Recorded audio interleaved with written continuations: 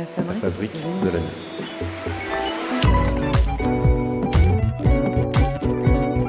Je découpe les journaux pour bien me souvenir des événements.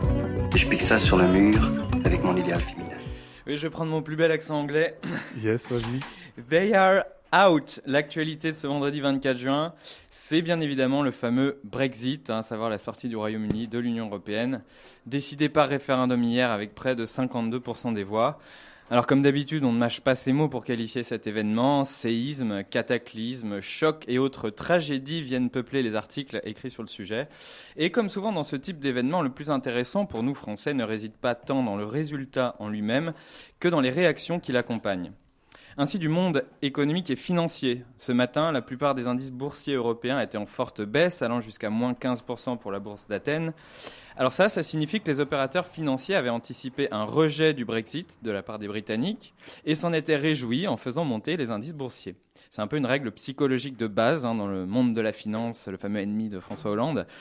Quand on est content, on achète et la bourse monte, et quand on est inquiet, on vend et la bourse chute. Merci de suivre, ça fait plaisir. Et bien cette fois, ils ont bien foiré, les opérateurs des marchés financiers. Les English en ont décidé autrement. D'où la stupeur sur les marchés financiers ce matin qui se traduit par des ventes massives et des indices en chute libre. Pauvres petits traders ruinés par le populisme anglo-saxon.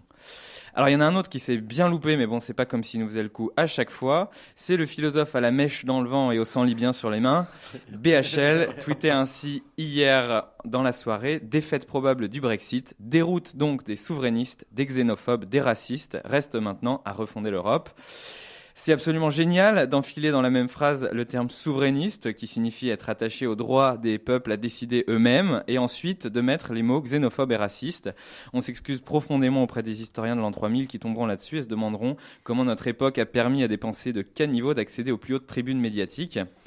Ah tiens, en parlant de caniveau, je ne saurais que trop vous conseiller d'aller faire un tour sur le fil Twitter de Jean Quatremer, journaliste chien de garde chargé des questions européennes à Libération. On a un concentré de la pensée européiste dans son mépris le plus pur et son aveuglement le plus total. Les pro-Brexit sont décrits comme de vieux ploucs ruraux, mais apparemment c'est les sondages qui le disent. L'UE serait victime de, je cite, 40 ans d'euro-bashing des médias et des politiques qui ont fait le jeu des nationalo-populistes, où ça fait peur. Et le sieur Quatremer en vient à souhaiter un départ le plus douloureux possible du Royaume-Uni pour éviter le risque de contagion. Qui a dit que la religion était sur le déclin ? Alors dans le monde politique, c'est un florilège aussi, mais on commence à être habitué. Ainsi, Harlem Désir a déclaré... Je crois que c'est non seulement un très sérieux avertissement pour une certaine façon de faire l'Europe, complètement technocratique, uniquement autour du marché. Ah non, pardon, excusez-moi, ça c'était il y a 24 ans à propos du traité de Maastricht, alors je me suis trompé. Aujourd'hui, le message c'est triste pour le Royaume-Uni, l'Europe doit se ressaisir et avancer, l'urgence c'est de rebâtir un projet européen ambitieux avec les citoyens. Voilà, c'est vrai qu'on finit un peu par s'y perdre dans toutes ces déclarations sur l'Europe sociale qui arrive et qui doit arriver là depuis 35 ans. Tenez, écoutez Pierre Laurent par exemple, qui est un petit peu au communisme ce que Kev Adams est à l'humour. Allez, ça fait 2-0 Kev sans rancune. Le temps est venu de refonder l'UE, de construire une union des peuples et des nations libres, souverains et associés, tournés vers le progrès humain et la justice sociale. Cette nouvelle union et les nouveaux traités qu'elle appelle doivent se construire sous le contrôle des peuples européens. Tu veux pas s'emballer un Mars aussi, Pierre? Ça commence à faire quelques décennies pourtant que l'UE nous prouve jour après jour qu'elle n'a aucunement l'intention d'être sociale, ne serait-ce qu'un tout petit peu, et que pour que ton projet ait une chance d'advenir, il faudrait que les pays européens renoncent à leurs traditions nationales et acceptent, par exemple, des transferts économiques qui ont été très clairement refusés par une Allemagne qui ne veut pas payer pour les Grecs. Bon, il faut admettre que Pierre Laurent la joue petit bras, le champion hors catégorie dans la catégorie réaction venue d'un autre monde, restant Christophe Barbier, éditorialiste de l'Express, qui nous chante aujourd'hui que le Brexit est, tenez-vous bien, une chance pour l'Europe. Alors je suis curieux de savoir combien de kilos de champi il faut ingurgiter pour prôner aujourd'hui la relance du projet fédéral, l'intégration complète des politiques et d'abord la fusion franco-allemande pour les stratégies économiques, sociales et fiscales. C'est la marque ultime du fanatisme. Tous les échecs, en fait, sont en réalité des opportunités d'aller plus loin.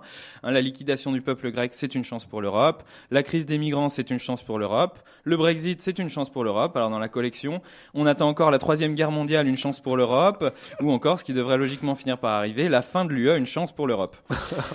Bref, si vous voulez avoir une opinion sur le Brexit, il suffit de regarder finalement qui a quelle réaction. Les marchés financiers font la tronche, les éditocrates des principaux torche-cul médiatiques sont révoltés, les États-Unis sont déçus, la gauche est effondrée.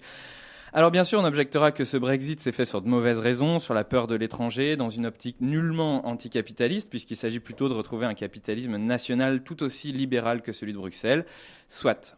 Mais ces affaires concernent principalement le Royaume-Uni et le peuple de ce pays s'est exprimé là-dessus. On ne peut pas adouber la démocratie toutes les 3 phrases et refuser la décision souveraine d'un pays lorsqu'elle ne nous convient pas. Pour ce qui est de la France, en revanche, le Brexit est un formidable espoir.